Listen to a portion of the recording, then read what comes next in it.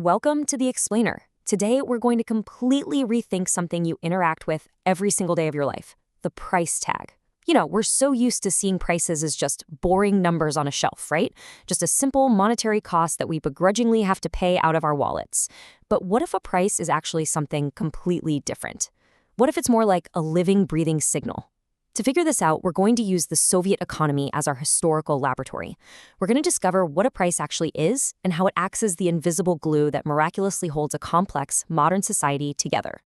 To really understand this, I want you to imagine a scenario. Picture yourself standing in a freezing queue in the dead of winter.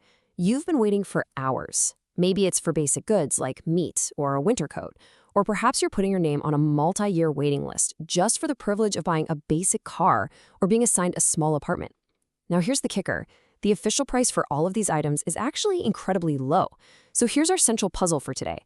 If cheap prices are inherently supposed to make things affordable and help people, why do artificially low prices reliably create completely empty shelves? Well, the answer lies in what we call the paradox of the queue.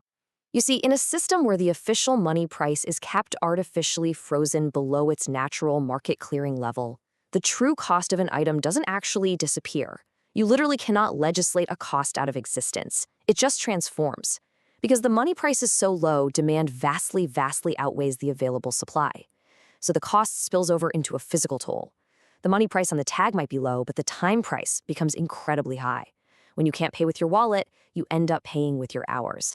Okay, let's dive into exactly how this works. Here is our roadmap.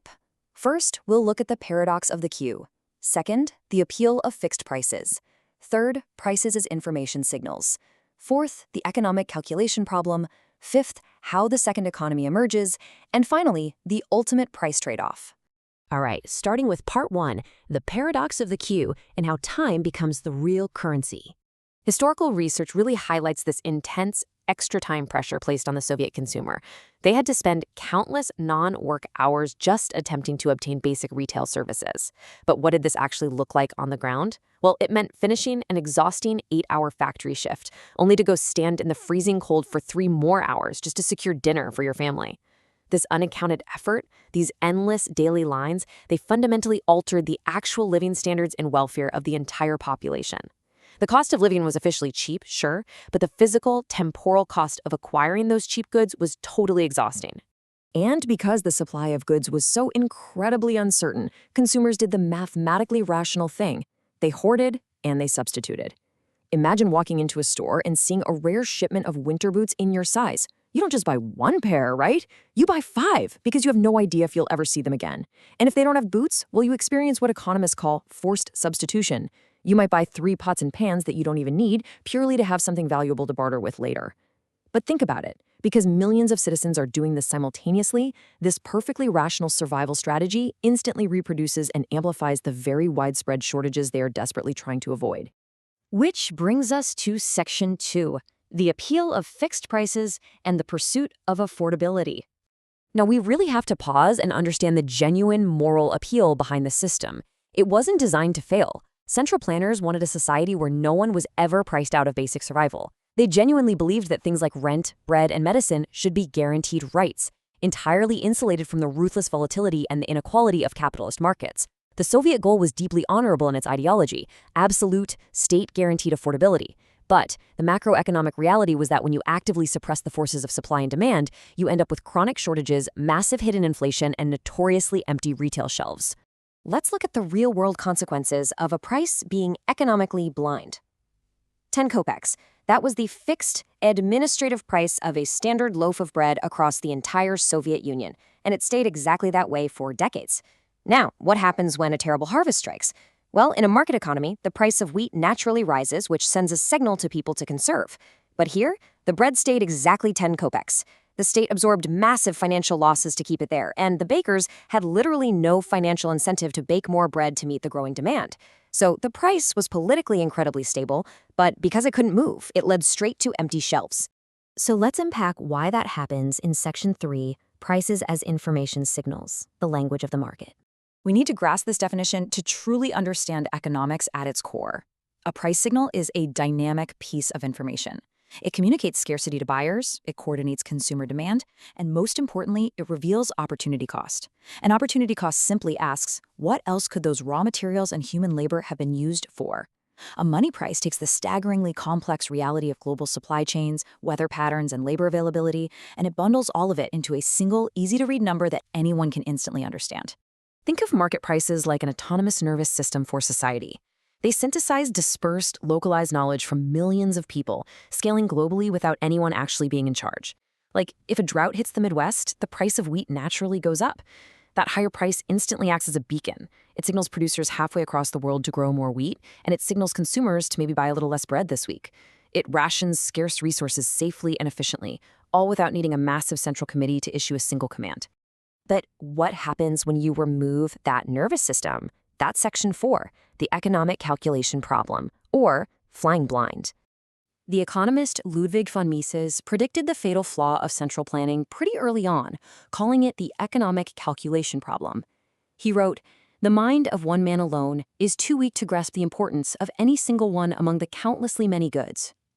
And what he understood is that no central committee, no matter how intelligent, no matter how well-intentioned, could possibly process the sheer volume of data required to run a whole country. You're dealing with millions of products, changing weather, shifting tastes, and logistical hurdles that require dynamic, real-time data to process effectively. The state planning agency, known as Gosplan, attempted to centrally plan everything using these massive ledgers called material balances.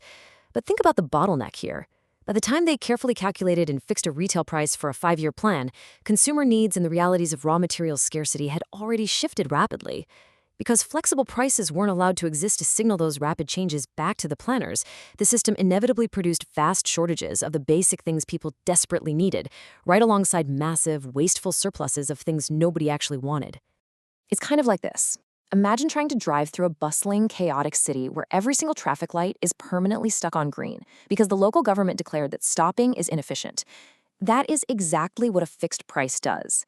By suppressing the natural fluctuations of the price, you hide the reality of the intersection.